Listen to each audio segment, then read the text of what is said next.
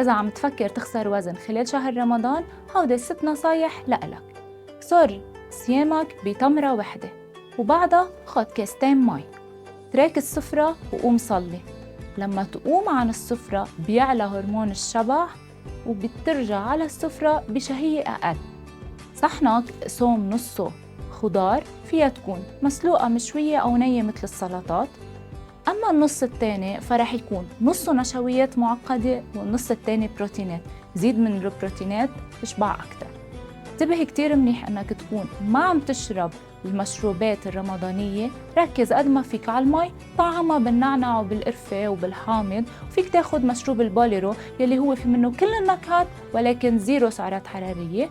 ابتعد عن شوربات السوق، اعتمدوا على الشوربات المصنوعة بالبيت وخصوصاً شوربة الخضرة. هودي 6 نصايح صدقوني رح يساعدوك انك تكون عم تخسر وزن خلال شهر رمضان.